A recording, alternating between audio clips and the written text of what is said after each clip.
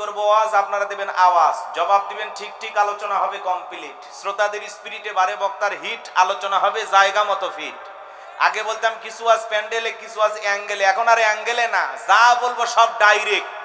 অ্যাঙ্গেলে বলার দিন শেষ, ডাইরেক্ট বলার বাংলাদেশ। স্ত্রীকে সালাম দিবেন, আসসালামু আলাইকুম রহিমা, কেমন আছো সোনা, ঘরের দরজাটা খোলো না, আমি তোমার লিটনের বাপ, তোমার দিওয়ানা। বউ খুশি হয়ে দরজা খুলে দেবে, কথা বলেন ঠিক কি না? কিন্তু আপনার আমার ব্যবহার এত মিষ্টি না, ঘরে দরজা চিৎকার মেরে ডাক দেয়, এ রুবেলের মা, এ দরজা খোল, বেশি দেরি হলে দরজা ভাঙ্গে ফেলে দিয়া তোর পিঠের ওপর কি যে হবি রে। ভিতর থেকে বউ বলে একটা স্বামী না, সেখানে আজরাইল আছে না? না হয় সব রাগ বাড়ির দুয়ারে যা ডাকে। স্ত্রীকে সালাম দিবেন, লোকজন যদি আশেপাশে না থাকে বইয়ের হাত ধরে মুসাফা করবেন। এই যুবক কার হাত? এরা কথা বলে না, এরা এতিম নাকি? এই যুবকে তোমাদের বউ নাই? কথা কয় না। বউ আছে নাকি এতিম তোমরা? বউ আছে? তাহলে আমি কি বলতেছি, কার হাত ধরে মুসাফা করবা?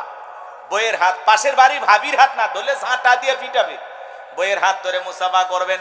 একেবারে যদি ময়দান ফাঁকা থাকে কোলাকুলিও সেরে নেবেন। কথা কয় না, কথা। আচ্ছা, স্ত্রীর সাথে কোলাকুলি করা কি হারাম নাকি? তাই বলে বাচ্চা কাচ্চা সামনে চাপে ধরেন না।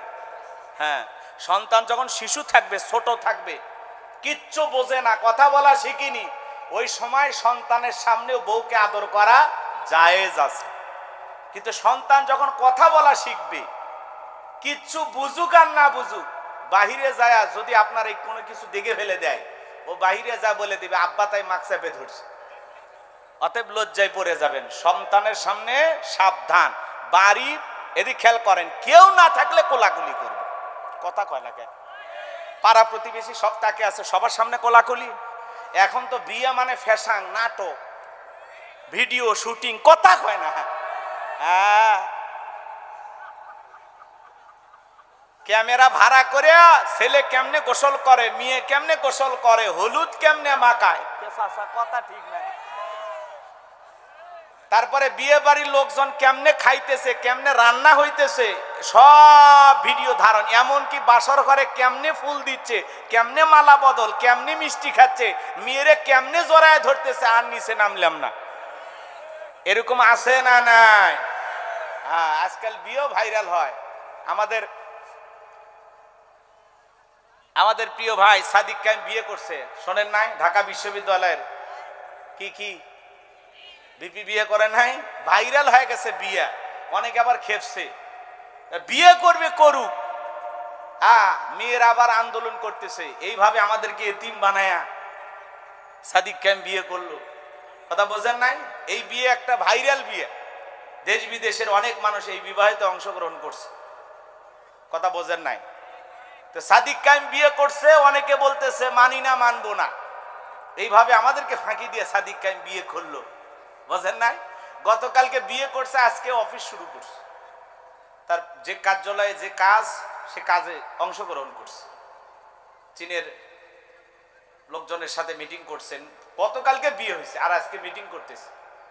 যারা কাজের কাজী, আসল কাজ যারা করে, তারা বিবাহ করলেও তাদের কাজ থেমে থাকে না। কথা বলে ঠিক কিনা?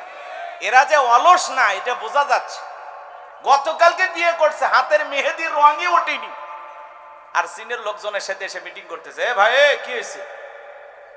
তোমাদেরও বিয়ে হবে, সাদিক কায়েম বিয়ে করছে, তোমাদেরও হবে, দোয়া করি। পোলাপান আবার বলতেছে, কি চাচা খেবেন না, বসেন। ওই যে শুভেন্দু যাই হয়েছে না, নাম কি,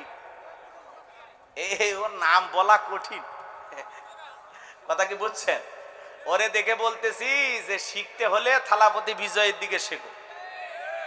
এই বিজয় একটা তামিল, কি ওই জায়গার নাম কি, হ্যাঁ, এই তামিলনাড়ু, এই জায়গার মুখ্যমন্ত্রী হইয়া দেখেন, একজন সিনেমার নায়ক, সে মুখ্যমন্ত্রী হইয়া 717টা মদের দোকান বন্ধ করে দিছে। মারহাবা বলবেন না? আচ্ছা, নিশাদ্রব্য বন্ধ করা জায়েজ না হারাম? জায়েজ। এটা ভালো কাজ, এটা ভালো উদ্যোগ, যে নিশার ভয়াল থাবা থেকে যুব সমাজ, তরুণ তরুণীদেরকে সে রক্ষা করেছে। সিনেমার নায়ক হয়ে এখন বাস্তবে আসল নায়ক হয়ে গেছে, মানুষের ভালোবাসা পাইতেছে। ক্ষমতায় বৈশাই বলেছে নারীদের নিরাপত্তা নিশ্চিত করতে হবে, এবং মসজিদের আশেপাশে, মন্দিরের আশেপাশে, শিক্ষা প্রতিষ্ঠানের আশেপাশে 717টি মদের বার আছে, কোন মারহাবা। বাংলাদেশের মুসলমান শাসক ক্ষমতায় আজ পর্যন্ত এরকম শুনছেন যে অমুক জায়গায় মদের দোকান অমুক নেতা বন্ধ করছে? হ্যাঁ, চালু করবি, কথা কয় না কে? রাগ করতেছেন আপনারা? তাহলে বিজয় সাহেবকে ধন্যবাদ জানাই, নায়ক হয়ে আসল নায়কের ভূমিকা পালন করতেছে, মানুষের ভালোবাসা আস্থা বিশ্বাস অর্জন করেছে। এই সেই বিজয় নায়ক যে সর্বপ্রথম ভারতের বুকে দাঁড়িয়ে মোদিকে ফ্যাসিস্ট বলেছিল, স্বৈরাচার বলেছিল, কথা বলে ঠিক কিনা? মোদির বিরুদ্ধে বক্তব্য দিয়েছিল সেই নেতা। সবাই বলতেছে আগামীর প্রধানমন্ত্রী হতে পারে নায়ক, কথা কয় না কেন? হ্যাঁ, এই জন্য অনেক ভাবে তাকে থামানোর চেষ্টা করেছে, থামাইতে পারে নাই। একজন মুসলিম নারী, তাদের মুসলিম লীগ দলের 3 জন এমপি এই বিজয়কে সমর্থন দিয়া 120 জন পার হয়ে গেছে। পরিশেষে সে মুখ্যমন্ত্রী হয়, শপথও নিয়েছে নায়কের স্টাইলে, কথা কন ঠিক কিনা? তা আমরা দোয়া করি, সে হতে পারে অমুসলিম, হতে পারে খ্রিস্টান, হতে পারে হিন্দু, কিন্তু আমরা তার জন্য দোয়া করি, কারণ তিনি বলেছেন আমি যতদিন ক্ষমতায় থাকবো কোন মুসলমানের ওপরে একদিনের জন্য কাউকে নির্যাতন করতে দেব না। এদেশের সকল মানুষ নিরাপদে তার অধিকার নিয়ে বসবাস করবে, সেটা যেই ধর্মেরই হোক, বাপের বেটা, কথা কন। আরে শুভেন্দু দাদা করছে এটা হিন্দু রাষ্ট্র, এখানে হিন্দুদের রাজত্ব চলবে। চালাও তোমরা, গরু খাইলাম না 2 বছর পরে টের পাইবা, কথা কন ঠিক কিনা? যুবক যারা আছো মন খারাপ করো না, তোমাদের জন্য আলোচনা হবে। যুবকদের জন্য কিছু স্পেশাল আলোচনা মাথার মেমোরিতে সেভ করা আছে, সময় মতো ডাউনলোড দিয়ে শোনায় দেব ইনশাআল্লাহ। মা বোন আছে না নাই? মা বোনদের জন্য আলোচনা করা লাগবে, না হলে মা বোনেরা মন খারাপ করবে। সাতক্ষীরার মা বোনের একটু অপেক্ষা করেন, আমি সামনের দিকে যাই, যে কথা বলতে চাচ্ছিলাম। তাহলে বাড়িতে যাই স্ত্রীকে সালাম দিবেন, পারবেন তো ইনশাআল্লাহ? আজকে দাম্পত্য জীবনে সুখ নাই, শান্তি নাই। সকালে বিয়ে করে সন্ধ্যায় তালাক দেয়, সন্ধ্যায় বিয়ে করে সকালে তালাক দেয়। যদি হয় শাশুড়ি তালাক, আরো তাড়াতাড়ি বউ তালাক, কথা বলেন ঠিক কিনা? আজকে দাম্পত্য জীবনে সুখ নাই, শান্তি নাই, কারণ কোরআন সুন্নাহ মোতাবেক আমাদের বিয়েগুলো হচ্ছে না, কথা বলেন ঠিক কিনা? বিয়েগুলো হয়ে গেছে এখন ফ্যাশন ফ্যাশন, কথা কয় না কেন? রাগ করতেছেন নাকি আপনারা? এজন্য মুসলমান কোরআন সুন্নাহ অনুযায়ী বাজান সুন্নতি তরিকা আমাদের বিবাহগুলো করার দরকার আছে না নাই? এ তরুণ যুবকেরা, তোমরা যদি দাম্পত্য জীবনে সুখ আর শান্তি পেতে চাও, স্লোগান একটাই, এদিক খেয়াল করেন। আপনি কি দাম্পত্য জীবনে সুখী হতে চান, সুখ আর শান্তি যদি পেতে চান, নবীজির 4টি সুন্নত প্রত্যেকটা নারী পুরুষকে তাদের দাম্পত্য জীবনে আমল করা লাগবে, কথা বলেন ঠিক কিনা? কয়টি সুন্নত? জোরে বলেন কয়টি? আরো জোরে বলেন কয়টি?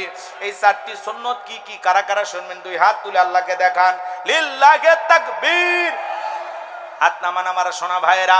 এই 4টি সুন্নত যদি আমি এখনই বলতে চাই, আলোচনা এলোমেলো হয়ে যাবে, একটু অপেক্ষা করেন। আমি যে কথা বলতে চাচ্ছিলাম, হঠাৎ করে যদি বউকে সালাম দিলেন, এদিক খেয়াল করেন, হঠাৎ করে বউকে সালাম দিলে বউ আবার মনে করতে পারে কারে সালাম দিলা, তখন বলবেন বিবিরে তোরে সালাম দিলাম। তখন বলতে পারে আজকে আবার কোন হুজুরের মুরিদ নিয়ে বাড়িতে ঢুকলা, সেদিনই তো অমুকের গাছের কলা চুরি করলা, কথা বোঝেন নাই? বউ কিন্তু বোঝে স্বামীর ভাব ভাব হাফ সাপ সব বোঝে, কিন্তু এজন্য বুঝে শুনে কাজ করা লাগবে। বাজান গো আমার, 2-4 দিন সালাম দিতে দিতে অভ্যাসে পরিণত হবে। তাহলে স্ত্রীকে সালাম দেব তো ইনশাআল্লাহ, আল্লাহ কবুল করেন, জোরে বলেন আমিন। আমি যে কথা বলতে চাচ্ছিলাম, আম্মা জান আয়েশা ডেকে বলেন, নবীজি যখন সালাম দিয়ে প্রবেশ করলেন, নবীজির চেহারার আলোতে সুইটা কই পড়ে আছে আমি পরিষ্কার দেখতে পেয়েছি, বলুন সুবহানাল্লাহ। পাইলে নিরালাই গো নবী, পাইলে নিরালাই, পাইলে নিরালাই গো নবী, পাইলে নিরালাই। 2 কদমে চুমু খাবো, 2 কদমে চুমু খাবো, চরণ ধুলি মাগবো গায়ে, পাইলে নিরালাই গো নবী, পাইলে নিরালাই। জোরে কোন মারহাবা। আমার ভাইয়ের, আমি যে কথা বলতে চাচ্ছিলাম লম্বা হয়ে যাবে বাজান। নবীর সম্মান মর্যাদা কত, সারা দিন সারা রাত আলোচনা করে শেষ হবে না। কেমন নবী পাইছি বাজান, যে নবী হ্যাঁ বললে তামাম পৃথিবীবাসীর জন্য আল্লাহ পাক হালালে পরিণত করে দেয়, যে নবী না বললে তামাম পৃথিবীর মানুষের জন্য আল্লাহ পাক হারামে পরিণত করে দেয়। আসমানের চাঁদের দিকে সেরা করলে চাঁদ 2 টুকরো হয়ে যায়, জমিনে পা তুললে মাওলা পাকের আরশে আজিমে পৌঁছে যায়। একটু জোরে বলুন সুবহানাল্লাহ। কেমন নবী পাইছি বাজান, কেমন নবী পাইছি। আহারে, নবী যখন রাস্তা দিয়ে হেঁটে যেতেন, আসমানের মেঘ এসে নবীকে ছায়া প্রদান করতেন। নবী যখন ঘেমে যেতেন আম্মা জানেরা নবীজির দেহের ঘামগুলো শিশির ভিতরে জমা রাখতেন। বিশেষ দিনে নবীজির দেহের ঘামগুলো সুগন্ধি হিসাবে ব্যবহার করা হতো। বলুন সুবহানাল্লাহ। নবীজি ওযু করলে ওযুর পানি দিয়ে সুগন্ধি বের হয়ে যায়। নবীজি থুতু নিক্ষেপ করলে সেখান থেকেও সুগন্ধি বের হয়ে যায়। যেই খাবার 2-3 জন মানুষ খাবে, ওই খাবারে নবীজির হাতটা লেগে গেলে শত শত মানুষ খাবার খেয়েও যেমন খাবার তেমনি থাকতো। যে ছাগলের স্তনে দুধ নাই, নবী হাত লাগায় দিলে দুধে পরিপূর্ণ হয়ে যায়। যেই নবীর চেহারার দিকে তাকাইলে পেটের ক্ষুধা নিবারণ হয়ে যাইতো। বলুন সুবহানাল্লাহ। নবীর সম্মান মর্যাদা নিয়ে কয়টা কথা বলবো বাজান। আজকে নবীর সম্মান মর্যাদা নিয়ে আলোচনা করলে আমরা বুঝি না। এক জায়গায় ওয়াজ করলাম, ভাই বলেন তো আমাদের নবীর নাম কি? বলে আব্দুল কাদের জিলানী। পীর সাহেবের নাম মুখস্থ আছে, কপাল পরা নবীর নামটাও বলতে পারে না, এমন হতভাগা মুসলমান আছে না? না এ বাজান, হযরতে বেলাল ডেকে বলে, নবী আপনি কালেমার দাওয়াত দেন, দয়া করে আমারে কালেমা পড়ে মুসলমান বানায় দেন। নবীজি হযরত বেলালকে পড়া দিলেন, লা ইলাহা ইল্লাল্লাহু মুহাম্মাদুর রাসূলুল্লাহ সাল্লাল্লাহু আলাইহি ওয়াসাল্লাম। হযরতে বেলাল কালেমা পড়ে মুসলমান হয়ে গেল। আমার ভাইয়েরা, নবী ডেকে বলে, বেলাল ইসলামের অবস্থা এখন ভালো না, কালেমা পড়েছো আপাতত প্রকাশ করা যাবে না। আপনারা বলেন তো বাজান, ইসলামের অবস্থা কি সব সময় ভালো থাকে? আজও তামাম পৃথিবীর দিকে তাকায় দেখেন, তামাম পৃথিবীর জালেম আর বেঈমানরা ঐক্যবদ্ধ হয়েছে পৃথিবীর জমিন থেকে ইসলাম আর মুসলমানকে মুছে ফেলে দেবে। কথা বলে ঠিক কি না? নেতানিয়াহু মুসলমানের রক্ত নিয়ে খেলা করে। আজও চীনের উইগুরে মুসলমানদেরকে হত্যা করা হয়। আজও ভারতের জমিনে গরুর গোশত খাওয়ার অপরাধে মুসলমানকে পিটানো হয়। বিজেপি সরকার পশ্চিমবঙ্গে মুখ্যমন্ত্রী হয়ে গেল যে শুভেন্দু, মমতা দিদিকে হারাইয়া দেখেন আজকে পশ্চিমবঙ্গে মুসলমানদের জন্য প্রকাশ্যে গরু জবাই তারা নিষিদ্ধ করে দিয়েছে। কথা বলেন।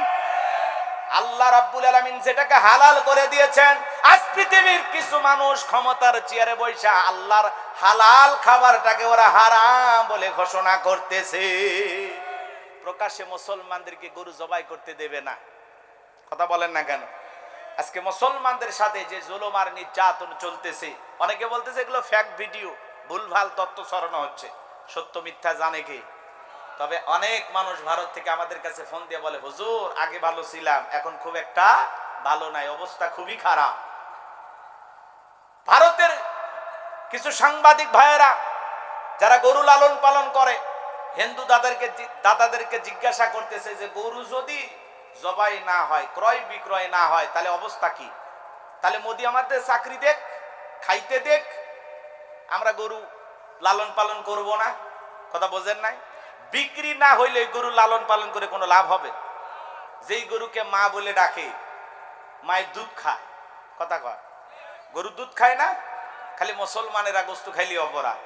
আবার ওই গরুর চামড়া দিয়ে জুতা বানাইয়া পায়ে ব্যবহার করতেছে, তখন আর মায়ের অপমান হচ্ছে, এটা আর মনে থাকে না। কি মানুষ, জাতে মাতাল তালে ঠিক। কথা কর না কে? মুসলমান গরু জবাই করে খাইবে অপরাধ। এই জন্য শুভন্তকে আমার ভাইয়েরা, এই দাদাদের হুঁশ জ্ঞান পরে ফিরবে। বাজান সামনের দিকে যায়, যে কথা বলতে চাচ্ছিলাম বন্ধুগণ, আমার গভীর মনোযোগ দিয়ে কথাগুলো শোনেন। এই জন্য তামাম পৃথিবীর জালেম আর বেঈমানরা ঐক্যবদ্ধ হয়েছে পৃথিবীর জমিন থেকে ইসলাম আর মুসলমানকে মুছে ফেলে দেবে। কিন্তু ওরা তো জানে না ইসলামের সুইচ আছে কার হাতে। আর একটু জোরে কোন। আমার আল্লাহ বলেন, ইউরিদুনা লিতুফিউ নূরাল্লাহি বিআফওয়াহিহিম ওয়াল্লাহু মুতিম্মু নূরিহি ওয়ালাউ কারিহাল কাফিরুন। আর একটু জোরে বলুন আল্লাহু আকবার। সূরা সফ আয়াত নাম্বার 8 আল্লাহ রাব্বুল আলামিন জানিয়ে দিলেন, কাফেররা চায় মুখের ফুৎকারে দিনের আলোকে, ইসলামের আলোকে, কোরআনের আলোকে নিভায় দিতে।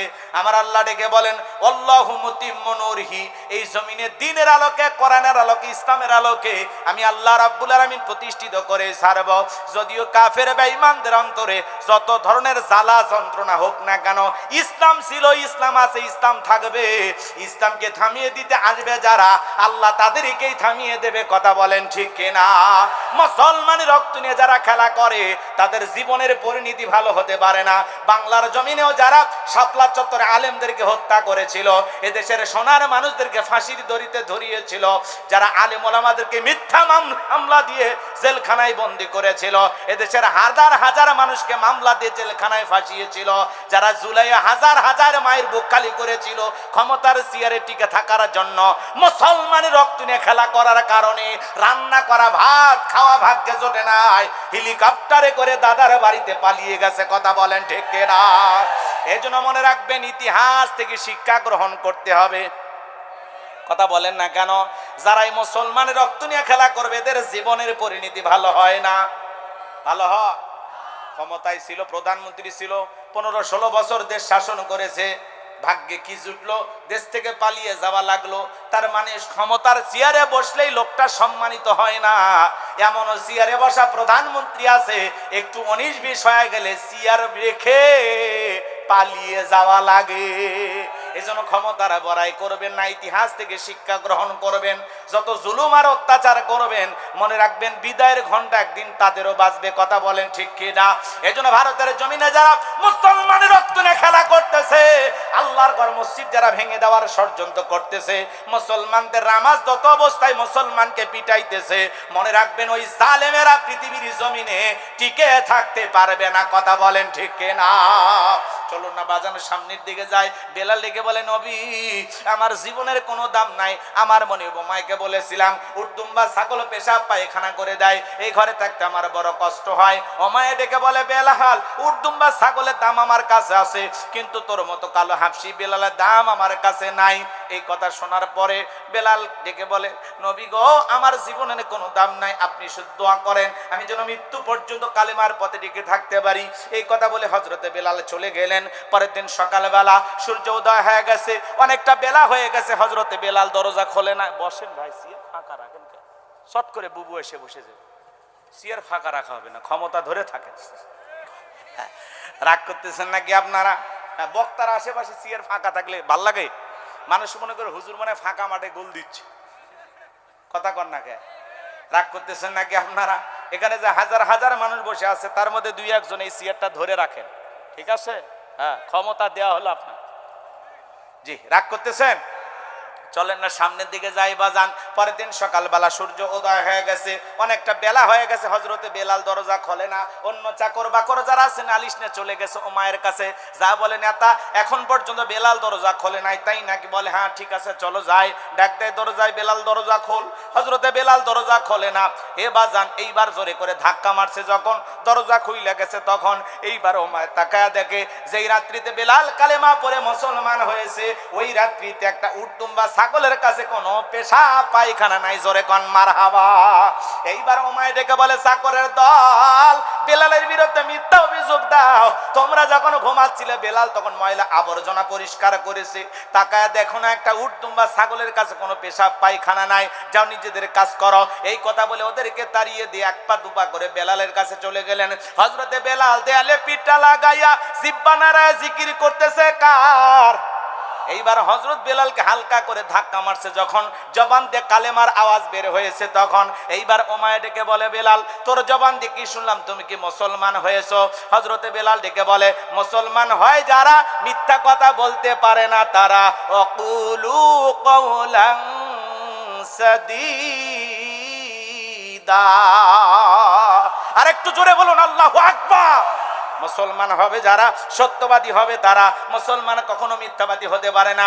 আমাদের সমাজে মিথ্যাবাদী আছে না নাই? ভরা পেটে মিথ্যা, খালি পেটে মিথ্যা, ঘুমানোর আগে মিথ্যা, ঘুম থেকে উঠেও মিথ্যা। মিথ্যা বলতে বলতে চেহারা বেঁকা হয়ে গেছে, 1 পা কবরে চলে গেছে। এত মিথ্যা কথা বলে শয়তান পর্যন্ত বলে আমি এত খারাপ না। কথা বলেন ঠিক কি না? আমার বন্ধুগণ গভীর মনোযোগ দিয়ে শুনবেন। মুসলমান হিসেবে আপনাদের কাছে অনুরোধের ভাষায় বলে যায়, আল্লাহর রাস্তায় মিথ্যা বলবেন না। মিথ্যা বলে এদিক জবানের বরকত নষ্ট হয়। মিথ্যা বলা কবিরা গুনাহ। কথা কন না কেন? একটা মিথ্যা বললে ওই মিথ্যাকে ঢাকার জন্য আরো 10টা মিথ্যা বানিয়ে বলতে হয়। এই জন্য মিথ্যা বলবেন না। মুসলমান হিসাবে সব সময় সত্য কথা বলবেন। ইনশাআল্লাহ। সাতক্ষীরার মাটি সত্যি আল্লাহওয়ালাদের ঘাঁটি, কথা বলেন ঠিক কিনা? এখানে নির্ভেজাল খাঁটি মুসলমান বসবাস করে। এটা মুনাফিকদের জমিন নয়, সাতক্ষীরার জমিন, আল্লাহওয়ালাদের জমিন। কথা বলেন। সোনার ভাইয়েরা আমার, গভীর মনোযোগ দিয়ে কথাগুলো শুনে যান বাজান। আমি গোলাম রব্বানী যে কথা বলতে চাচ্ছিলাম, এইবার উমাইয়া ডেকে বলে, বেলাল তোর জবান থেকে কি শুনলাম তুমি কি মুসলমান হয়েছ? হযরতে বেলাল ডেকে বলে, হ্যাঁ, গতকাল রাত্রিতে নবীজির হাতে হাত রেখে আমি কালেমা পড়ে মুসলমান হয়েছি। উমাইয়া ডেকে বলে, বেলাল তুমি যদি চাও উট দুম্বা ছাগলের মালিক তোমাকে বানায় দেব, থাকার জন্য ভালো ঘরের ব্যবস্থা করে দেব। হযরতে বেলাল ডেকে বলে, উমাইয়া রে, দুনিয়ার কোন পার্থিব সম্পদের বিনিময়ে বেলাল তার ঈমান বিক্রি করবে না। বলুন আল্লাহু আকবার। এই কথা শোনার পরে উমাইয়া ডেকে বলে, বেলাল আমার কথা না শুনলে বড় নেতা আবু জেহেলকে খবর দেব। হযরতে বেলাল ডেকে বলে, কোন বড় নেতা ছোট নেতা এখন কাউকে কোনো টাইম নাই। আমি দুনিয়ার কোন আবু জেহেলকে ভয় করি না, আমি ভয় করি আমার আল্লাহকে। বলুন আল্লাহু আকবার। আমার সোনা ভাইয়েরা, এইবার উমাইয়া চলে গেল আবু জেহেলের বাড়িতে, যা বলে, নেতা সংবাদ খুব খারাপ, আমার বাড়ি কি দোদাস বেলাল কালেমা পড়ে মুসলমান হয়েছে, তাই নাকি? বলে হ্যাঁ। ঠিক আছে চলো যাই। এইবার আবু জেহেল তার সাঙ্গ পাঙ্গ ক্যাডার মাস্তান নিয়ে উমাইয়ার বাড়িতে হাজির হয়ে গেল। এ বাজান গো আমার, গভীর মনোযোগ দিয়ে কথাগুলো শুনে যান। আজও পৃথিবীর জমিনে তাকায় দেখেন, তাম পৃথিবীর জমিনের জালিম আর বেঈমানদের তাদের একটা বাহিনী আছে, যাদের কাজই হলো টুপিওয়ালা দাড়িওয়ালা ইমানদার আল্লাহওয়ালাদের উপর নির্যাতন জুলুম চালানো। কথা বলেন ঠিক কিনা? এই জন্য আবু জেহেল তার সাঙ্গ পাঙ্গ ক্যাডার মাস্তানে চলে আসলো। লম্বা ঘটনা বাজান, লম্বা করবো না, সংক্ষিপ্ত করে বলে দিয়ে যায়। আবু জেহেল ডেকে বলে, বেলাল এই দিকে আয়, এসব কি শুনছি তুমি নাকি মুসলমান হয়েছ? বেলাল তুমি যদি চাও উট দুম্বা ছাগলের মালিক তোমাকে বানায় দেব, থাকার জন্য ভালো ঘরের ব্যবস্থা করে দেব, ব্যবসা বাণিজ্য করার জন্য দিরহাম টাকা পয়সা যা লাগে দেব। ও বেলাল তুমি চাইতে দেরি, তোমার চাহিদাটা পূরণ করতে দেরি করব না। হযরতে বেলাল ডেকে বলে, আবু জেহেল রে, দুনিয়ার সব সম্পদ যদি আমি বেলালকে দিতে চাও, দুনিয়ার সব সম্পদ ছাড়তে রাজি, নবীজির কালেমা ছাড়তে রাজি নাই। বলেন আল্লাহু আকবার। বেলালের মতো মুসলমান যারা পুরো দুনিয়া দিলেও বিক্রি হবে না তারা, মুনাফিক মার্কা মুসলমান যারা টাকার কাছে বিক্রি হয় তারা। টাকা পাইলে বাতিলের পাঁচাটা গোলাম হয়, টাকার জোরে ফতুয়া ঘরে। কথা কয় না কে? টাকা পাইলে বৈধকে অবৈধ বলে ফতুয়া দেয়, অবৈধকে বৈধ বলে চালিয়ে দেয়। ওরা হলো এদিক। বৃষ্টি আছে, খারাপ লাগতেছে। মুনাফিক মার্কা মুসলমান আছে না নাই? কখনো ফতুয়া দেয় না। নির্বাচনের আগে 2-4 দিন আগে ফতুয়া ডেলিভারি, খালি ফতুয়া দেয় জাতিকে বিভ্রান্তি করার জন্য। কথা বলেন ঠিক কিনা? বারবার মুসলমানের এগিয়ে যা, কিছু নামধারী মুনাফিক মার্কা মুসলমানের কারণে বারবার তারা হোঁচট খায়, পিছিয়ে আসে। কথা বলেন ঠিক কিনা? এজন্য বাজান গো আমার, গভীর মনোযোগ দিয়ে কথাগুলো শুনবেন। বেলালের মতো মুসলমান হবে যারা, পুরো দুনিয়া দিলেও বিক্রি হবে না তারা। কথা বলেন ঠিক কিনা? মুনাফিক মার্কা মুসলমান যারা, বাতিলের টাকা পাইলে পাঁচাটা গোলাম হবে তারা। এই বাহার এই কথা শোনার পরে, হযরতে বেলালের কথা শোনার পরে আবু জেহেল ডেকে বলে, বেলাল এত বড় লোভনীয় প্রস্তাব দিলাম, রাজি হইলা না? সোজা আঙ্গুলে ঘিউ না উঠলে আঙ্গুলে একটু বাঁকা করা লাগবে। এই কথা বলে যুবকদের লালিয়ে দিল, চাবুক দিয়ে পিটাও। হযরত বেলালকে চাবুক দিয়ে পিটানো শুরু হলো। ওরা চাবুক দিয়ে যত জোরে মারে, বেলাল তত জোরে কালেমা পড়ে। চাবুক দিয়ে পিটাইতে পিটাইতে কালো চামড়া গুলো ফেটে রক্ত ঝরা শুরু হয়ে গেল।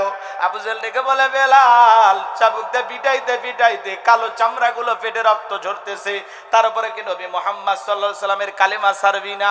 হযরতে বেলাল ডেকে বলে, আবু জেহেল রে, মারতে মারতে যদি বেরাও ফেলে দাও, জীবনটা দিতে রাজি, নবীজির কালেমা ছাড়তে রাজি নাই। বলেন আল্লাহু আকবার। এইবার আবু জেহেল ডেকে বলে, এ যুবকের দল, বেলালের পায়ে রশি লাগাও, উটের পায়ের সঙ্গে বাঁধো। তাই করা হলো। হযরতে বেলালের পায়ে রশি লাগাইয়া উটের পায়ের সঙ্গে বাইদা আরবের উত্তপ্ত গরম বালিতে শেষরায় ঘোরা হলো। আরবের বালিগুলো এত গরম, চাল দিলে মুড়ি হয়ে যায়, এত উত্তপ্ত বাড়ি। বাবলা গাছের কাটা গুলো জিব্বার ভিতরে পেরেকের মতো মারা গেলো। নির্যাতন জুলুম কইরা বিকেল বেলা নিয়ে এসে বলে, বেলাল এত নির্যাতন জুলুম করা হলো, তারপরে কি নবী মুহাম্মদ সাল্লাল্লাহু আলাইহি সাল্লামের কালেমা ছাড়বি না? হযরতে বেলাল ডেকে বলে, আবু জেহেল রে, মারতে মারতে যদি মেরেও ফেলে দাও, বিলালের নিঃশ্বাস থাকবে যতদিন, বেলাল ইসলামের পথে টিকে থাকবে ততদিন। আল্লাহু আকবার। এইবার আবু জেহেল ডেকে বলে, এ যুবকের দল, বড় একটা পাথর নিয়ে এসে বেলালের বুকের উপরে চাপায়া দাও। বিশাল বড় একটা পাথর নিয়ে আইসা হযরতে বেলালের বুকের উপরে চাপায়া দাও হলো। আবু জেহেল মনে করলো পাথরের চাপার আঘাতে বেলাল মারা যাবে। এই কথা ভেবে আবু জেহেল চলে গেল। হাত বাঁধা, পা বাঁধা, বুকের উপরে বিশাল বড় পাথর, রক্তাক্ত জিহ্বাটা নাড়াইয়া বেলাল তবু জিকিরি করতেছে। এ বাজান, আপনাকে আমাকে জিকিরি করার জন্য মারে না, পেটে না, ধমক দেয় না, তবু আমরা কপাল পর আল্লাহর জিকিরি করি না। হাদিস শরীফের ভিতরে আসছে, যার জিহ্বাটা আল্লাহর জিকিরে তরু তাজা থাকে, আল্লাহর জিকিরে ভিজা থাকে, ওই জিহ্বাওয়ালা মানুষ কোনোদিন জাহান্নামের আগুনে জ্বলবে না। বলুন সুবহানাল্লাহ। ফাযকুরুনি আযকুরুকুম ওয়াশকুরুলি ওয়ালা তাকফুরুন। আল্লাহ দেখে বলেন, বান্দা তোমরা আমারে স্মরণ করো, আমি আল্লাহ তোমাদেরকে স্মরণ করব। কৃতজ্ঞতা প্রকাশ করো, অকৃতজ্ঞ হয়েও না। এজন্য বাজান, জিকির করার জন্য কিন্তু আলাদা সময় লাগে না। হাঁটতে হাঁটতে আল্লাহর জিকিরি করা যায়, মাঠে ময়দানে কাজ করতে করতে আল্লাহর জিকিরি করা যায়, অফিস আদালতে বসে আল্লাহর জিকিরি করা যায়, ব্যবসা প্রতিষ্ঠানে বসে আল্লাহর জিকিরি করা যায়। মা বোনদের আবার শুনতেছেন, মাসে কয়েকদিন আপনারা অসুস্থ থাকেন, যে সময় আপনাদের নামাজ পড়া নিষেধ আছে, কিন্তু ওই সময় আপনাদের জিকিরি করতে কোনো নিষেধ নাই। সব সময় আপনারা জিকিরের জবানের চালু রাখবেন, সব সময় জবানে জিকির চালু রাখবেন।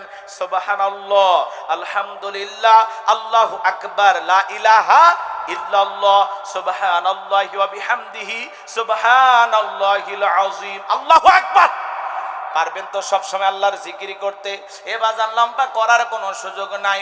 যে কথা বলতে চাচ্ছিলাম, হৃদয়ের কান পেতে কথাগুলো শুনে যান।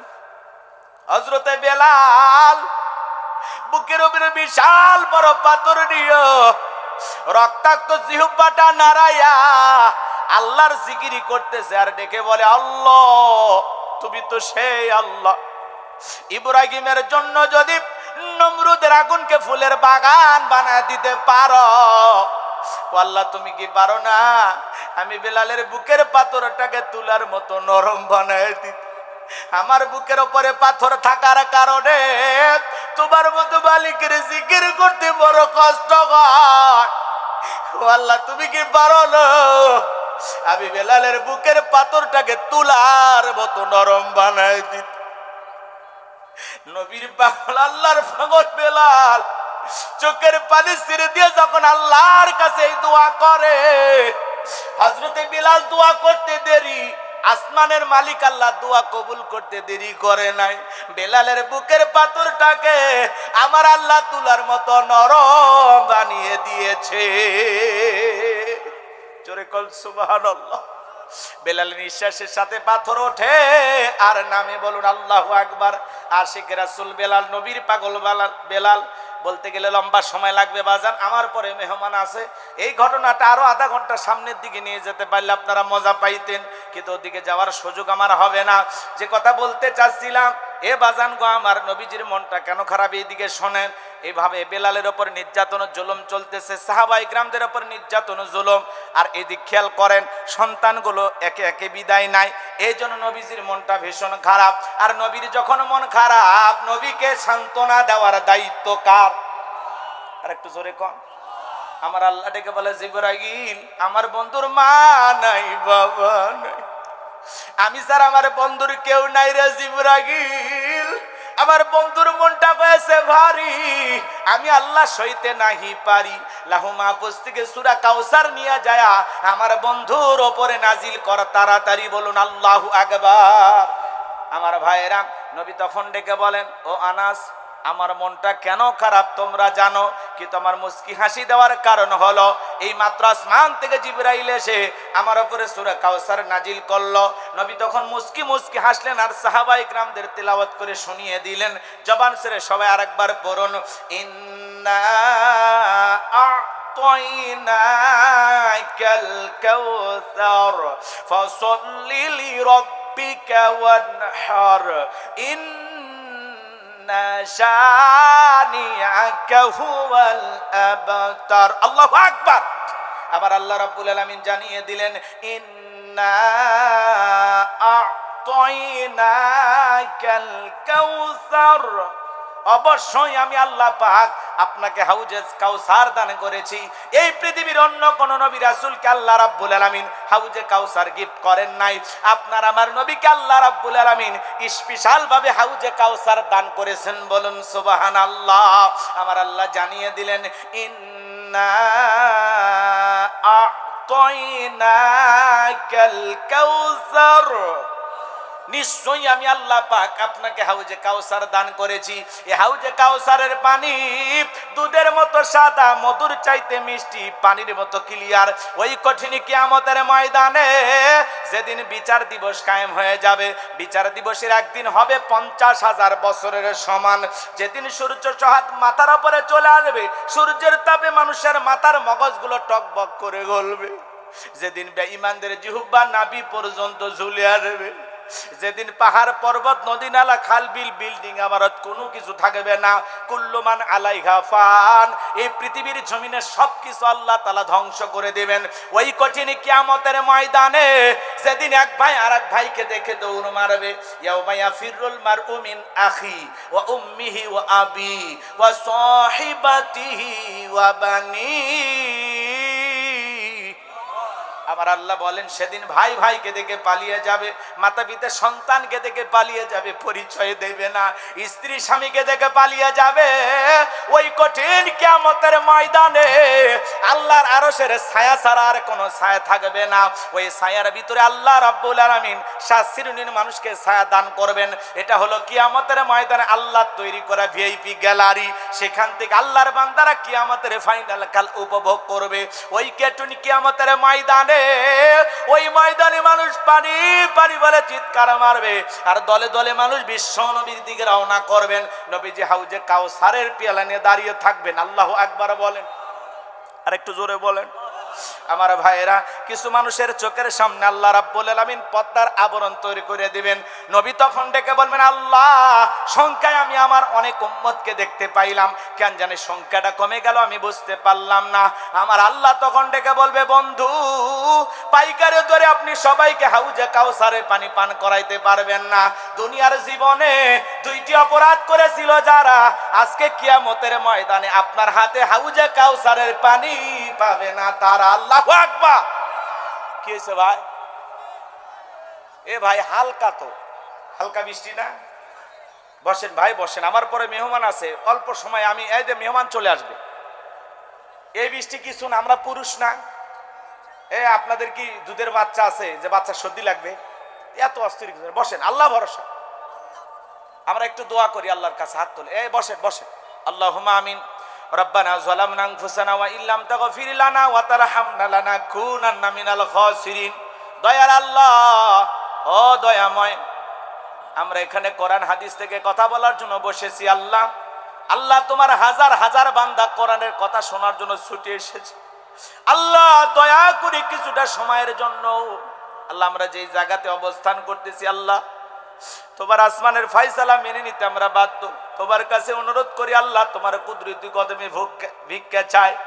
আল্লাহ, রাত 1টা পর্যন্ত এই জমিনে এলাকায় বৃষ্টি দিও না।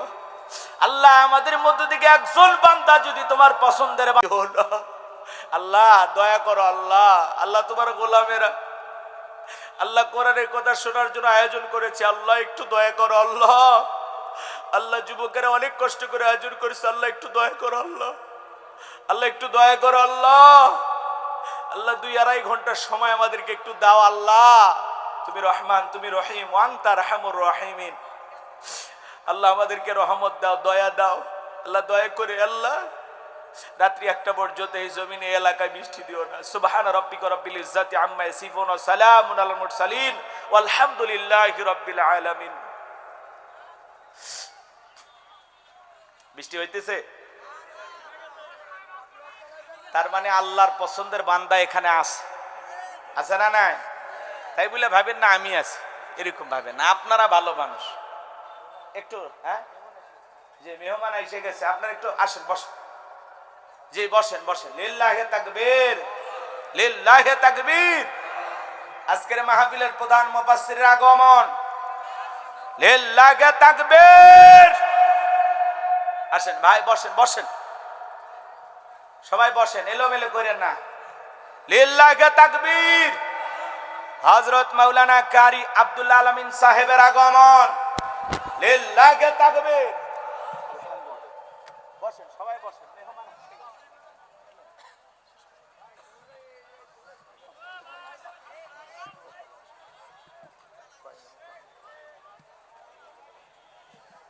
ভাই বসেন বসেন, মেহমান চলে আসছে, আর ভয় নাই, বসেন। আল্লাহর রহমতে আমরা আল্লাহর কাছে দোয়া করছি না? বলেন আল্লাহর কাছে দোয়া করছি না? আল্লাহর দয়া আসে না নাই? বিশ্বাস করেন তো? আমার বিশ্বাস রাত্রি 1টা পর্যন্ত আর বৃষ্টি হবে না ইনশাআল্লাহ। আল্লাহ যেন দয়া করে, তারপরে আসমানের ফয়সালা, মালিকের যেটা ইচ্ছা হবে সেটাই তো মালিক করবেন, তাই না? একটু মেহেরবানি করে বসেন ভাই, বসেন। আলোচনা শেষ করতে গেলে অনেক লম্বা সময় লাগবে। যুবকেরাই বসো, বসো বসো বসো, সবাই বসো। এদিক খেয়াল করেন, মানুষ কিয়ামতের ময়দানে রসুলের হাতে হাউজে কাউসারের পানি পাবে না। কয়টি অপরাধের কারণে? 2টি অপরাধ। জোরে বলেন কয়টি অপরাধ? সে অপরাধ 2টি কি জানার দরকার আছে না নাই? কারা কারা শুনতেন জানেন? একটু হাত তুলে দেখান তো। লিল্লাহি তাকবীর। হাত নামান আমার সোনা ভাইয়েরা। আমি যে কথা বলতে চাচ্ছিলাম বাজান গো আমার, গভীর মনোযোগ দিয়ে কথাগুলো শুনে যান। আল্লাহ রাব্বুল আলামিন ডেকে বলবেন, পয়গম্বর, দুনিয়ার জমিনে 2টি অপরাধ করেছিল যারা, আপনার হাতে কিয়ামতের ময়দানে হাউজে কাউসারের পানি পাবে না তারা। আমার ভাইয়েরা, এই 2টি অপরাধ কি আমাদের সকলের জানার দরকার আছে না নাই? গভীর মনোযোগ দিয়ে কথাগুলো শুনে যান। কিয়ামতের ময়দানে নবীজি হাউজে কাউসারের পেয়ালা পানি নিয়ে দাঁড়িয়ে থাকবেন। ওই কিয়ামতের কঠিন ময়দানে নবীজির হাতে 1 পেয়ালা হাউজে কাউসারের পানি যদি পান করতে পারেন, জান্নাতে ঢোকা পর্যন্ত আপনার আর তৃষ্ণা লাগবে না, তৃষ্ণা মিটে যাবে। বলুন সুবহানাল্লাহ।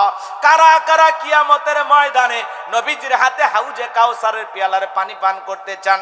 2 হাত তুলে আমার আল্লাহকে একবার দেখান। আমার সঙ্গে বলুন আল্লাহ। আমাদের সবাইকে কিয়ামতের ময়দানে নবীজির হাতে 1 পেয়ালা হাউজে কাউসারের পানি পান করার তৌফিক দান করুন। চিল্লায় বলুন আমিন। আর একটু জোরে বলুন আমিন। আরো একবার বলুন আমিন। হাত টান টান করে তোলেন। আমি কি হাত নামাইতে বলেছি? ওই যে মাঝে মাঝে হাত বেঁকা দেখা যায়। 2 হাত সোজা করার শক্তি নেই। আপনি পুরুষ মানুষ, দুধ, ডিম, ভিটামিন, ক্যালসিয়াম মাঝে মাঝে কিনে খাবেন। একেবারে দুর্বল হলে চলতে পারবেন। আর সোজা করেন।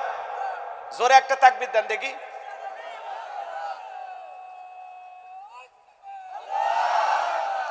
জাগছেন আপনারা? হাত টান টান করে তুলে রাখেন, সবাই টান টান করে তুলে রাখেন। নবীজির হাতে হাউজে কাউসারের পিয়ালার পানি পান করতে গেলে কয়টি কাজ করা লাগবে জানার দরকার আছে? আমি বলবো ইনশাআল্লাহ সংক্ষিপ্ত করে। আপনারা এদিক খেয়াল করেন। শুধুমাত্র বাম হাতটা নামাবেন, ডান হাতটা তুলে রাখেন। শুধু ডান হাত, শুধু ডান হাত। আল্লাহ রাব্বুল আলামিন বলেন, ইন্নাল্লাহা আশতারা মিনাল মুমিনিনা আনফুসাহুম ওয়া আমওয়ালাহুম বিআন্না লাহুমুল জান্নাহ। সূরা তাওবার 111 নম্বর আয়াতে আল্লাহ রাব্বুল আলামিন জানিয়ে দিলেন, নিশ্চয়ই মুমিন বান্দাদের জান মাল আমি আল্লাহ ক্রয় করে নিয়েছি, বিনিময়ে দেব জান্নাত। বলুন সুবহানাল্লাহ। তাহলে বলুন তো বাজান, আপনার আমার জীবনের মালিক কে? এই সাতক্ষীরার যুবকেরা ভালো করে বলো, এই জীবনের মালিক কে? প্রেম করবার প্রেমিকাকে পার্কে নিয়ে যা ডায়লগ দিবা, এ জীবন তোমার, তুমি শুধু আমার। ওরে হাইব্রিড যুবক, এই জীবনের মালিক কে? আপনার আমার সম্পদের মালিক কে? আল্লাহর দেয়া জীবন, আল্লাহর দেয়া সম্পদ আল্লাহর পথে খরচ করতে রাজি আছেন তো মুসলমান? রাজি আছেন তো ইনশাআল্লাহ? রাজি আছেন তো ইনশাআল্লাহ? তাহলে ডান হাতটা পকেটের ভিতর ঢুকে দিয়া যে যা পারেন, যতটুকু পারেন এই তাফসীরুল কোরআন মাহফিলের জন্য। আরে ভাই, যুদ্ধ হয়েছে, দেশ স্বাধীন হয়েছে, যারা রক্ত দিয়েছে, জীবন দিয়েছে, তাদের প্রতি শ্রদ্ধা, ভালোবাসা, দোয়া থাকবে। কথা বলেন ঠিক কিনা? কিন্তু সেটাকে পুঁজি করে সারা জীবন আওয়ামী লীগ ব্যবসা করলো, আবার নতুন যারা আছে তারাও ব্যবসা শুরু করে দিছে। তাহলে এই জাতি উপকৃত হবে কখন? কথা বলেন ঠিক কিনা? ওই জন্য চাচা যা কইছে, খাপে খাপ মমতাজের বাপ। যে চীন পরে আছে 2080 সাল নিয়া, আর বাংলাদেশ পরে আছে 1971 সাল নিয়া, ওই চাচা মনের দুঃখে বলতেছে, এই জন্য একটা গালির কাঠ দে, আমি সকাল বিকাল খালি গালি দেব। কথা কি বুঝছেন? তো এই জন্য যুবক আমাদেরকে আপডেট হওয়া লাগবে। কথা বলেন ঠিক কিনা? চলুন আলোচনা শুরু করি। বলেন, পরিচিত পথে পথ চলা সহজ না কঠিন? পরিচিত মানুষের সাথে কথা বলে ভালো লাগে না খারাপ লাগে? বক্তা যদি পরিচিত কোনো, এদিক খেয়াল করেন, সূরা থেকে আলোচনা করে বা পরিচিত কোনো আয়াত থেকে আলোচনা করে, সেই বিষয়টা যদি আপনারও জানা থাকে, যেই জিনিস যত বেশি জানবেন তাতে চর্চা কমে না বাড়ে। কথায় আছে, এক একটা ফুলের এক একটা সুঘ্রাণ। কথা বলেন ঠিক কিনা? সূরা কাউসারের তাফসীর আপনারা যেভাবে জানেন শুনেছেন, হয়তোবা আমি সেভাবে জানি না। আজকে আমি যেভাবে বলবো হয়তোবা আপনারা সেভাবে শোনেন নাই, এজন্য একটু সুযোগ দেন, আলোচনা শুরু করি, ভালো লাগবে ইনশাআল্লাহ। একটু জবান ছেড়ে সবাই মহাব্বতে আমার সঙ্গে তেলাওয়াত করুন। আউযু বিল্লাহি মিনাশ শাইতানির রাজিম। বিসমিল্লাহির রাহমানির রাহিম। বিতাড়িত মোরদাদ শয়তানের কাছ থেকে আল্লাহ পাকের কাছে আশ্রয় প্রার্থনা চাচ্ছি। পরম করুণাময় সিমদালু আল্লাহ তাআলার নামে শুরু করছি। ইন্না আ'তাইনাকাল কাউসার ফাসাল্লি লিরাব্বিকা ওয়ানহার ইন্না শানিয়াকা হুয়াল আবতার। আল্লাহু আকবার। যে কোনো আয়াত বা সূরার তাফসীর করতে হলে কোন প্রেক্ষাপটে কোন সময় আল্লাহ তাআলা সেই সূরাটি বা আয়াতটি নাজিল করেছেন, সেই নাজিলের প্রেক্ষাপট জানার দরকার আছে না নাই? আরবিতে বলা হয় শানি নজুল। যদি শানি নজুল আলোচনা করা হয় তাহলে তাফসীর বুঝতে সহজ হয়। তাহলে এই সূরাটি কোন প্রেক্ষাপটে কোন সময় আল্লাহ তাআলা নাজিল করেছেন, সেই নাজিলের প্রেক্ষাপটে একটু জানার দরকার আছে না নাই? আমি কি একটু বলবো? একটু আওয়াজ দেন, তাকবীর দেন, লিল্লাহি তাকবীর।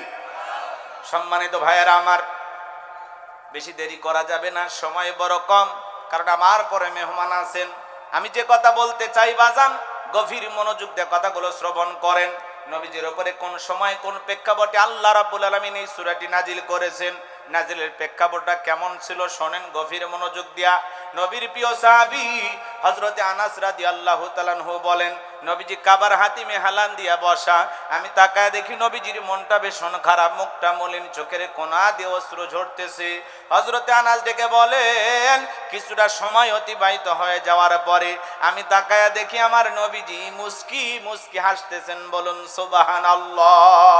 হযরতে আনাস ডেকে বলেন, নবী গো, এই মাত্র দেখলাম মনটা খারাপ, মুখটা মলিন, চোখের কোনা দিয়ে অশ্রু ঝরতেছে, আবার কেনই বা মুস্কি মুস্কি হাসেন? আমার নবী কেন কাঁদেন, কেন হাসেন? এর পেছনে রহস্য আছে না নাই? নবীজির কান্না করার কারণ হলো নবীজির কলিজার টুকরা ছেলে সন্তানগুলো জন্ম নেয়, আর একে একে ছেলে সন্তানগুলো মারা যায়। আবুল কাসেম মারা যায়, আবু তাহের মারা যায়, ইব্রাহিম মারা যায়। বাবা হিসাবে নবীর মনেও কষ্ট লাগে কিনা? ছেলেগুলো জন্ম নেয় আর একে একে মারা যায়, এই জন্য নবীজির মনটা ভীষণ খারাপ। অন্যদিকে নবীজির কাছের চাচা নাম হলো আবু লাহাব, ডেকে বলে, ভাতিজা, তোমার বংশে বাতি জ্বালানো কেউ থাকলো না, তুমি একটা লেজ কাটা, তুমি একটা নির্বংশ, তুমি একটা হাট করে জোরে কন্যা উযুবিল্লাহ। আপনারাই বলুন বাজান, আল্লাহ না করুক আপনার আমার সন্তান যদি মারা যায়, কাছের আত্মীয় স্বজনদের উচিত বিপদের দিনে সান্ত্বনা দেওয়া। বাবা তুমি সবর করো, ধৈর্য ধারণ করো, জীবন মৃত্যুর মালিক আল্লাহ।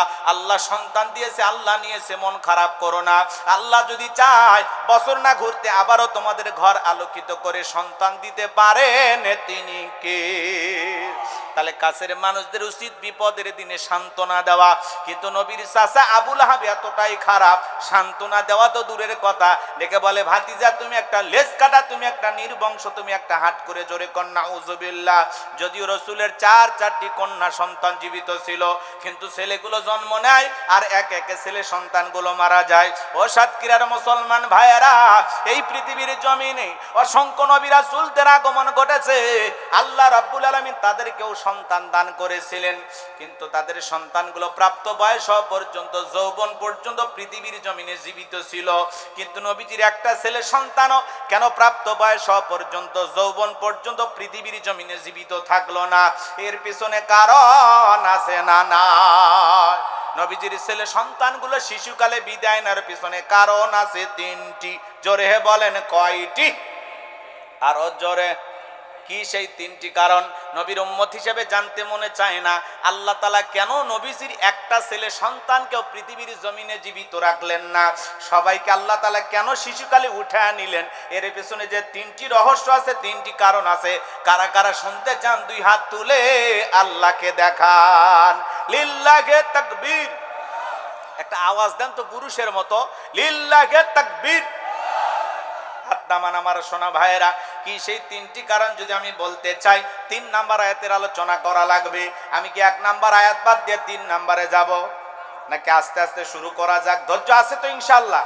সম্মানিত ভাইয়েরা আমার, গভীর মনোযোগ দিয়ে কথাগুলো শুনবেন। একে তো সন্তান হারানোর ব্যথা, আপন মানুষদের সমালোচনা, অন্যদিকে সাহাবা ইকরাম যারা ইসলাম ধর্ম গ্রহণ করে, কাফের বেঈমানরা তাদের উপর নির্যাতন জুলুমের স্টিম রোলার চালায়। হযরতে বেলাল তখনও কালেমা পড়ে মুসলমান হন নাই। নবীজি রাতের বেলায় দারুল আরকামে বসা, হযরতে বেলাল নবীজির দরবারে উপস্থিত হয়ে গেলেন। নবীজির চেহারার দিকে তাকাইয়া ডেকে বলেন, নবী গো, আপনার চাইতে সুন্দর মানুষ আমি জীবনে কোনোদিন দেখি নাই, বলুন সুবহানাল্লাহ। আপনার আমার নবী কতটা সুন্দর ছিলেন জানেন? নবীজির প্রিয় সাহাবী হযরতে জাবের রাদিয়াল্লাহু তাআলা আনহু বলেন, পূর্ণিমার রাত আমি রাসূলের বাড়িতে গিয়েছিলাম। সেদিন দেখেছিলাম চাঁদ উদয় হয়েছে 2টা, একটা চাঁদ আসমানে আর একটা চাঁদ জমিনে। হযরতে জাবের বলেন, আমি একবার আকাশের পূর্ণিমার চাঁদের দিকে তাকাই, আর একবার নবীজির চেহারার দিকে তাকাই। ওই আকাশের পূর্ণিমার চাঁদের চাইতেও আমার নবীকে আমার কাছে বেশি সুন্দর মনে হয়, বলুন সুবহানাল্লাহ। আপনার আমার নবী কতটা সুন্দর ছিলেন জানেন? আম্মা জান আয়েশা ডেকে বলেন, মিশরের নারীরা ইউসুফ আলাইহিস সালামের চেহারার দিকে তাকাইয়া ফল কাটতে গিয়ে আঙ্গুল কেটে ফেলে দিয়েছিল।